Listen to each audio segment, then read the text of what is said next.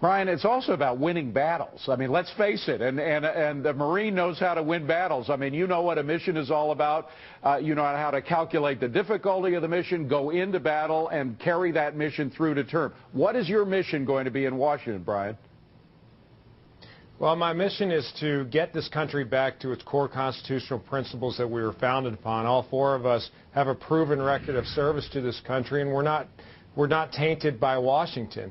And that's what makes servicemen that have lived in the real world, servicemen and women that have lived in the real world, something to offer down in D.C. that's different from what the lifelong politicians have given us and really, not given us, to tell you the truth. We need people in there that understand what veterans that are coming home face.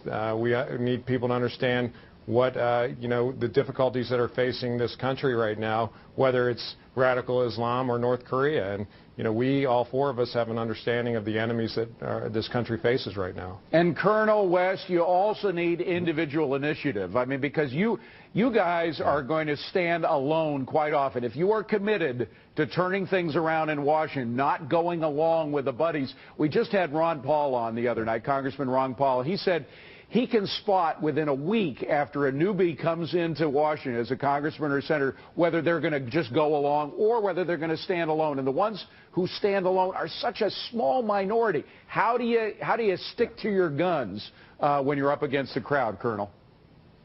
Well, I think you have to believe in the principles that you're going up there, and you have to understand that the strength of this country is in the individual American, is not in the growth of a big government.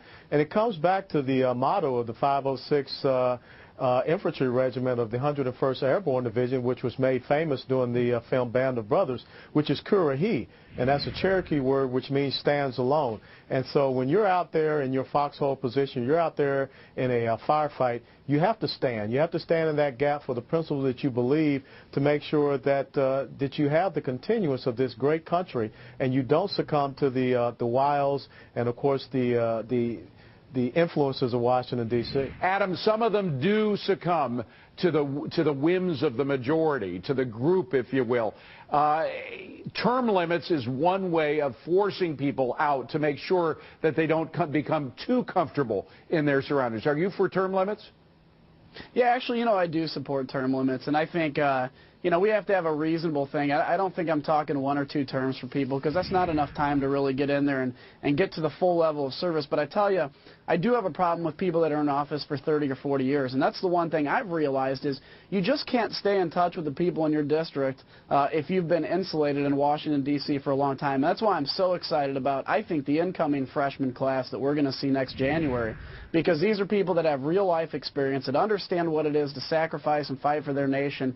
And we understand what it is, frankly, to wear the uniform of America in lands that are deprived of freedom. And it's an honor to be part of that. Boy, when you say it's an honor, let's hope that we have more honorable people like you in office. But, Brian, that's the point, is that so many of the people who go in are sort of careerists. They have nothing better to do than be a politician. They are not the sort of citizen legislature that our founders thought we should have governing this nation.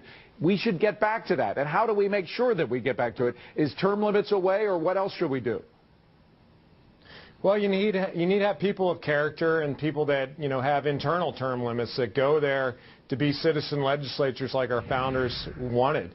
All of us are citizen soldiers, citizen Marines, and you have to have people of character and ethics that say, I have an internal term limit in my own head. I want to go back to my state after I'm done serving my people and start another business or retire, whatever it may be.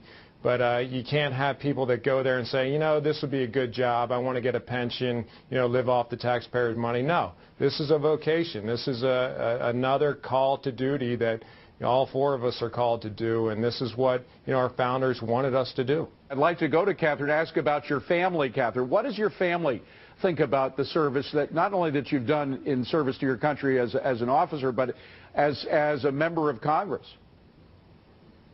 They think it's fantastic that I would step up to the plate and actually go through this campaign process.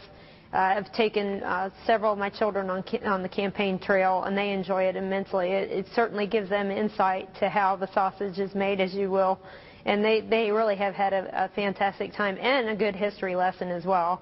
it starts when they're little, and we need to teach them when they're young. How do your kids? They're the ones who are going to carry the torch. How did your kids handle you being in the military?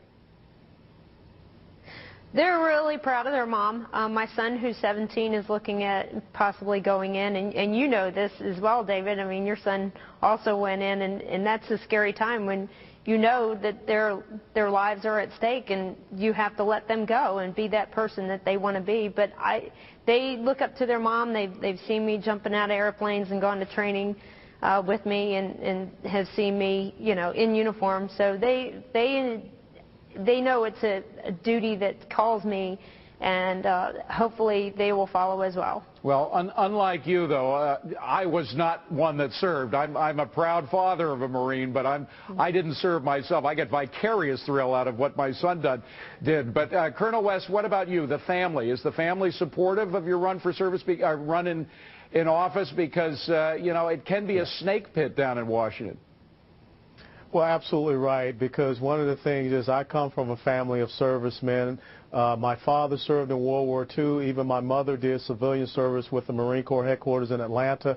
My older brother served in Vietnam, was wounded at Khe Sanh, and my young nephew is following my footsteps as an artillery captain. And then on my wife's side, my wife's dad is a retired master sergeant with 2 tours in Vietnam, and 2 of her 4 brothers, one served in the Air Force, and the other served as an Air Force doctor. So we understand service to this country. My wife understands what it means, and my daughters understand that you take off the uniform, but there's a call to service that the American people still look for. And it comes back to a simple word that the Japanese had called Ronin, which was that samurai who was masterless, but he pledged his sword and his oath to the service of the people. What a rich family you have, Colonel. My God. I mean, that's one of the richest military families I've ever heard of. Folks, it's such an honor and a pleasure to talk to all of you. Thank you so much for coming. By the way,